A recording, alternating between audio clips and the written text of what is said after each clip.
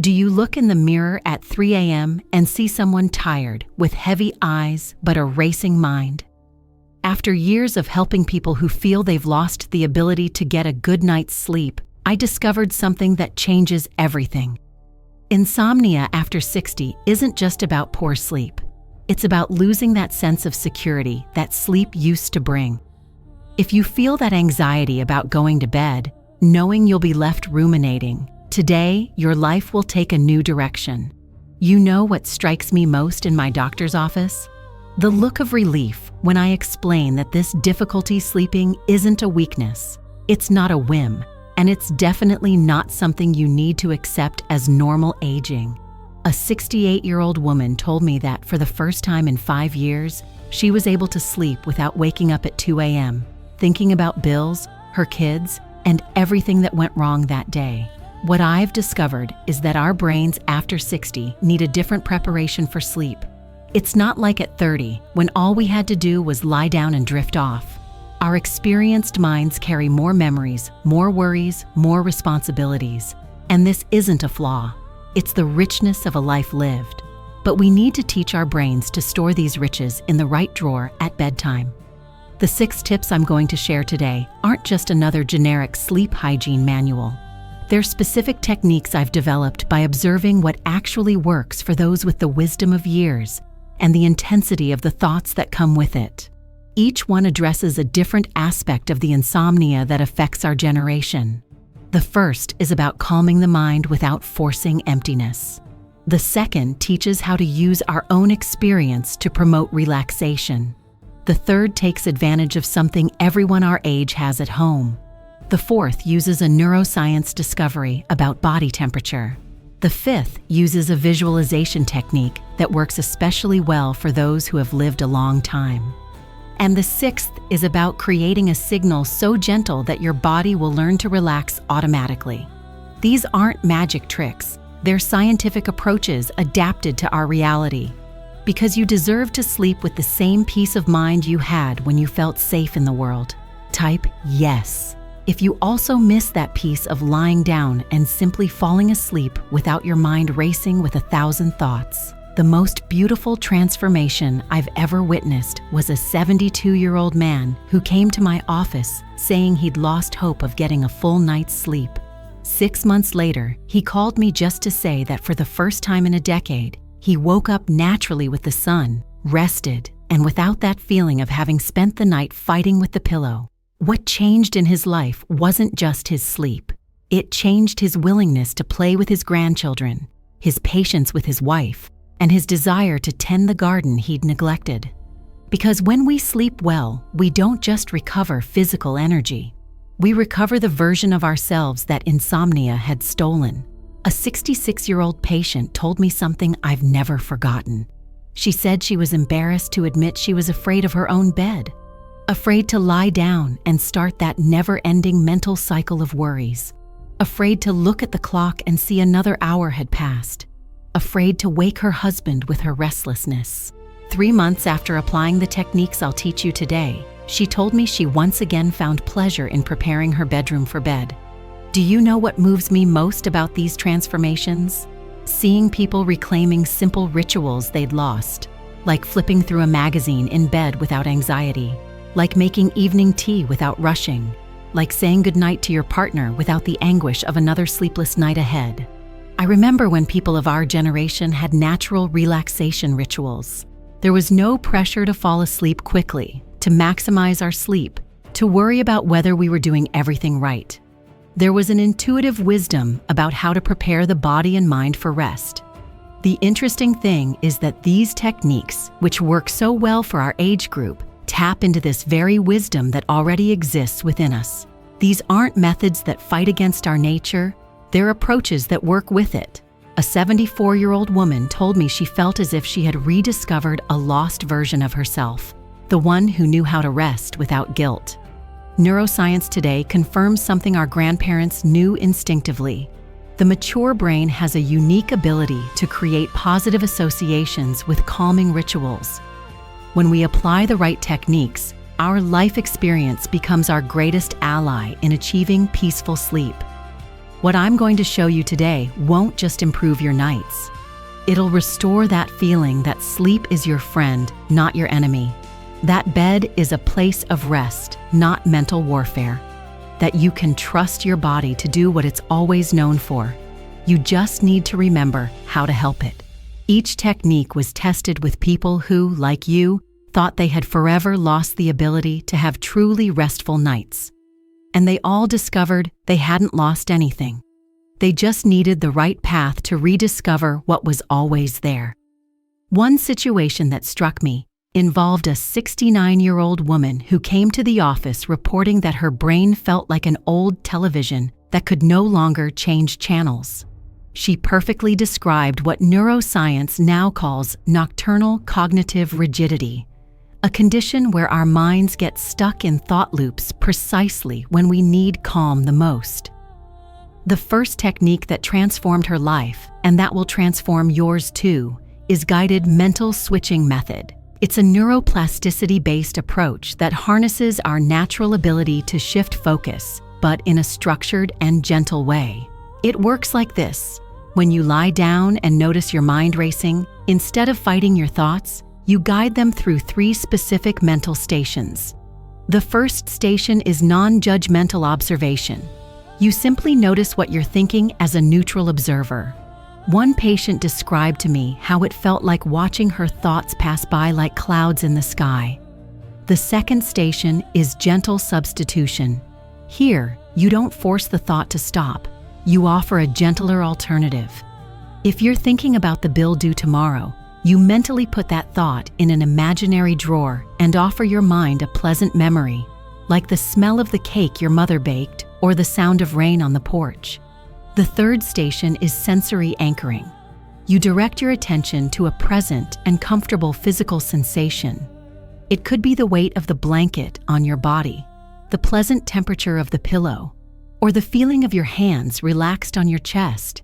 This anchoring gives the mind a safe place to rest. What makes this technique special for our age group is that it works with our natural tendency to reflect rather than trying to suppress it. A 71-year-old man told me that he felt as if he finally had a remote control for his own mind. The entire sequence takes about 5 to 8 minutes, enough time for the brain to understand that it's time to change rhythm. Interestingly, after a few weeks of practice, many people can transition with just the first station because the brain learns the pattern. A 65-year-old patient told me something fascinating. She said that for the first time in years, she was able to have nocturnal thoughts without feeling hijacked by them. It was as if she had regained the right to choose what to think about at bedtime. The most beautiful part of this technique is that it respects our accumulated wisdom. It doesn't ask you to empty your mind like a 20-year-old. It asks you to use your life experience to organize your thoughts so they serve rest, not despair. Many people ask me if it's normal for it to take a few days to get the hang of things. The answer is absolutely yes. We're retraining neural patterns that may have been functioning in a certain way for years. But the good news is that the mature brain, when it understands the benefit of a new approach, adapts with surprising efficiency. The secret is gentle consistency. Don't force it if it doesn't work the first night. Treat it as an exercise in self-compassion, not performance. A 73-year-old woman told me she began to see the technique as a gift she gave herself every night. Neuroscience shows that this structured alternation activates relaxation neural networks and gradually deactivates alert networks. It's as if you're teaching your brain to shift gears smoothly rather than trying to brake abruptly. Type 1. If you also feel like your mind gets stuck in repetitive thoughts at bedtime. The most practical aspect of this second approach arose from an observation that changed my view of sleep after 60. I realized that many people were struggling with something that should be their greatest ally, their own sensory memory accumulated throughout life. A sensory comfort reconstruction technique. It works like a personal library of tranquility that you'll build using your own experiences of peace and security. It's unlike any conventional relaxation method because it specifically targets the sensory memories your brain already associates with deep calm. We begin by identifying 3 moments in your life when you felt completely safe and relaxed. It could be lying in your grandmother's hammock, listening to the wind in the trees. It could be the moment after a warm bath, wrapping yourself in a soft towel. It could be that warm embrace as a child, or even the feeling of peace after a day's work well done in the fields. The important thing is that they are your own, authentic memories, where each sense was involved in well-being. A 67-year-old patient chose the memory of lying on the warm sand of the beach after a swim. She could recall the warmth of the sand, the sound of the waves, the smell of salt, the gentle breeze on her skin. The technique involves recreating these sensations in your bedroom, subtly but effectively. If your peaceful memory involves cozy warmth, you can use a warm water bottle on your feet or a light thermal blanket. If it involves sounds of nature, you can reproduce those sounds at a barely perceptible volume. If it involves specific textures, you can choose bedding that evokes that sensation. A 75-year-old man told me that his most vivid memory was the scent of lavender on his mother's clothesline. He began using a small sachet of natural lavender inside his pillowcase. Within 2 weeks, the scent alone induced a pleasant drowsiness he hadn't felt in years. What's fascinating is how our brain responds to these familiar sensory triggers. It's as if you're creating a neurological bridge between the present and those moments when feeling completely relaxed was natural and spontaneous. The most touching part of this technique is that it honors your personal history. Each person builds their own unique sensory library. One woman who grew up in the countryside used the sound of crickets played softly. Another patient who had fond memories of breakfast at her parents' house would place a warm mug of chamomile tea on her bedside table, just for the aroma. It's important to understand that we're not trying to return to the past. We're using the sensory wisdom your body already possesses to teach the present to be more welcoming. It's like translating the language of comfort you've always spoken into your current bedroom. The implementation process is gradual and personalized. Over the first few nights, you'll want to experiment with which sensory elements really make a difference. Some people find it's more about temperature, others about texture, and still others about subtle aromas. An interesting finding is that after a few weeks of practice, many people can access the feeling of calm simply by recalling the memory without needing external stimuli. It's as if the brain learns its way back to that state of tranquility. The technique works especially well for our generation because it leverages resources we have in abundance, lived experiences, and memories rich in sensory detail. Instead of trying to learn something completely new, you're recapturing something you've always known how to do naturally. A 72-year-old patient summed it up perfectly when she said she had finally found her way home to her own body. The third discovery that revolutionized my patient's sleep came from a simple yet powerful observation. I realized that people of our generation possess something that younger people haven't yet fully developed: the ability to create meaningful rituals. And this skill can become the key to truly restful nights. A conscious closing ritual technique. It works as a gentle ceremony that signals to your entire being that the day is over and the night can begin in peace. It's not about following a rigid to-do list. It's about creating a sacred moment of transition that your body and mind will learn to recognize as a gateway to rest. The ritual has 3 distinct phases, each with a specific purpose. The first phase is the symbolic closing of the day. You choose a simple action that represents the end of your daily responsibilities. It could be putting your glasses away in a specific place, turning off the last light in the room, or simply mentally saying a phrase like, "The day is complete." A 70-year-old woman developed the habit of gently closing the next day's schedule, like closing a chapter in a book. The second phase is the preparation of sacred space. Here you transform your bedroom into the most welcoming environment possible for you. It doesn't have to be anything elaborate. It could be as simple as arranging your pillow the way you like it, adjusting the temperature, or placing a glass of water on the nightstand. A 68-year-old patient told me that his ritual included smoothing the sheets with his hands, just like his mother did when he was a child. The third phase is the connection with present gratitude. Unlike listing achievements or blessings, here you simply acknowledge one good thing that happened during the day, no matter how small. The taste of your morning coffee, the smile of a neighbor, the feeling of sunshine on your face. A 74-year-old patient was always grateful for having reached that moment of peace. What makes this technique special is that it adapts completely to your personality and background. A woman who has always been religious includes a short prayer. A man who enjoys gardening visualizes his plants growing while he sleeps. Each person tailors the ritual to their own values and preferences. The total ritual time varies from 5 to 15 minutes, depending on what you include. The important thing is consistency, not duration. Your brain needs to understand that when this ritual begins, the transition to sleep is being initiated. A fascinating discovery is how this ritual becomes increasingly powerful over time. Patients tell me that after a few weeks, just beginning the ritual triggers a feeling of pleasant drowsiness. It's as if the entire body understands it's time to slow down. If you're watching this video, it's because you're looking for serious information about sleep and well-being. So, I'd like to invite you to subscribe to the channel and activate the bell. I don't do this for the numbers. I do it because I know you deserve continued access to content that can truly transform your nights. Each video I publish is designed specifically for people who, like you, value respectful and effective approaches to the challenges we face after 60. The ritual also creates a sense of control over one's own rest, something many people feel they lose with age. A 66-year-old patient told me that for the first time in years, she felt she had the power to influence the quality of her sleep. Beauty lies in simplicity and personalization.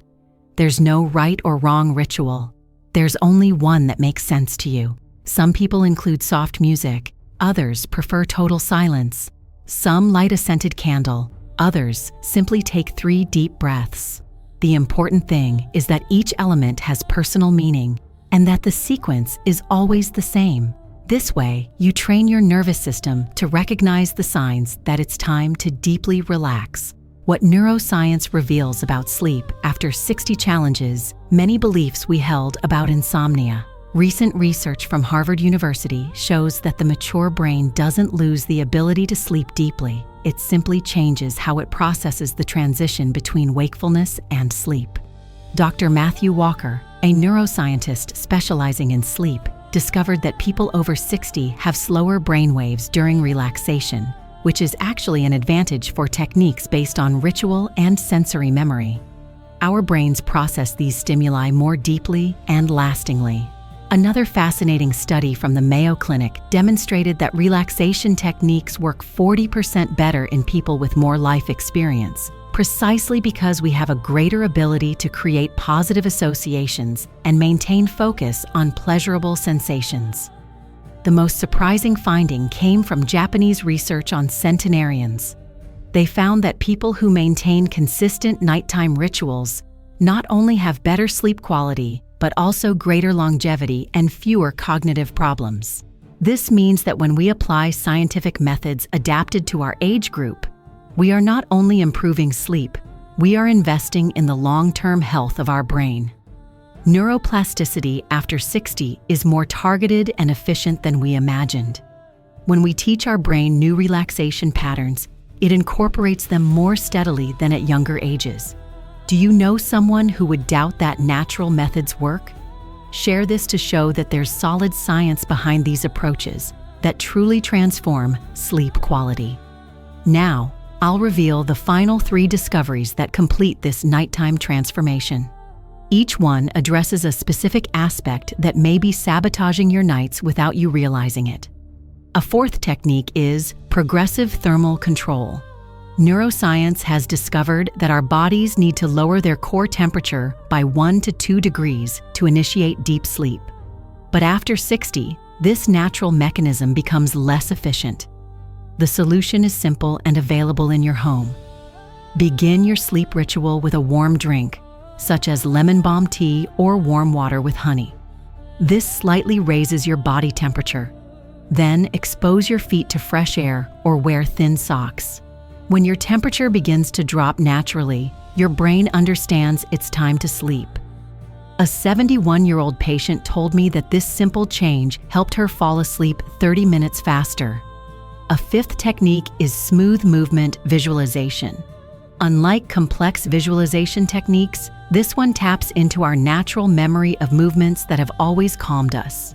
It could be the gentle rocking of a hammock, the movement of a boat on calm water, or even the sensation of being rocked like we did when we were children. You don't force the visualization, you simply allow the body's memory of this gentle movement to manifest. A 69-year-old man chose the sensation of being in a rocking chair on the porch. Within 2 weeks, just thinking about the movement had deeply relaxed him. The sixth and most powerful technique is the weighted sequential muscle release method. Here, you use gravity as your ally. Lie down and mentally surrender each part of your body to the mattress, starting with your feet. Imagine each limb becoming heavy and gently sinking into the bed. Don't force it, just allow it. The secret is to feel the actual weight of your body being supported, not fighting gravity. A 73-year-old woman described it to me as feeling like she was being supported by the bed itself. What makes these 6 techniques revolutionary is that they work together. Thermal control prepares the body biologically. Visualization calms the mind through positive memories. Muscle release relaxes accumulated physical tension. They all leverage resources you already possess. Many patients ask me which technique works best. The answer is that each person responds differently. Some find that the closing ritual alone transforms their nights. Others combine temperature control with mental alternation. The important thing is to experiment with curiosity, not pressure. A beautiful discovery is that these techniques become more refined over time. Your body learns which elements work best for you and naturally adjusts accordingly. It's as if you're becoming an expert at your own relaxation. The most common transformation I observe happens between the 2nd and 4th weeks of practice. First, you notice it takes less time to fall asleep. Then, you notice you wake up less during the night. Finally, you start waking up more rested in the morning. A 68-year-old patient told me she started dreaming again, something she hadn't experienced in years. The most important thing is to understand that you're not broken. You haven't lost the ability to sleep well. You just need approaches that honor your life experience and work with your mature brain, not against it. Every night you apply these techniques is an investment in your quality of life, in your energy to enjoy your grandchildren, in your patience with loved ones, in your willingness to do the things you love. Think about the person you love most and who would be proud to see you take care of yourself. Comment using this format: heat control for my grandson Juon, or closing ritual for my daughter Maria. When we have a greater purpose, our determination multiplies. Choose the technique that resonates most and dedicate it to someone special. We've reached the end of this journey of discovery, and I hope you're feeling something you perhaps haven't felt in a while about sleep, real hope, and practical tools to transform your nights. To recap what we discovered today, guided mind shifting teaches you to guide your thoughts instead of being guided by them. Sensory comfort reconstruction uses your own memories of tranquility as natural medicine. The conscious closing ritual creates a sacred ceremony of transition. Progressive thermal control works with your body's biology. Gentle movement visualization accesses body memories of calm. And weighted muscle release turns gravity into your ally for relaxation. They're not just techniques, they're paths back home, to the version of you who knew how to rest in peace. Each method honors your life experience and draws on the wisdom you've accumulated over the years. Remember that transformation happens gradually, with kindness and patience with yourself. You're not racing against time. You're moving toward calmer nights and fuller days. If this content brought light to your nights, Please leave a like so more people of our generation can find this information. Comment on which technique most piqued your curiosity and share your experience, as your stories may inspire someone still struggling with insomnia. Subscribe to the channel and activate the bell to receive content that respects your intelligence and experience. We still have a lot to explore together about well-being after 60. Before you go, also watch the video on how to deal with morning anxiety, where I reveal specific techniques to start your day calmly. It's showing on your screen now. You deserve peaceful nights, and you deserve to wake up feeling like sleep was your friend, not your enemy. Sleep well, and until the next video.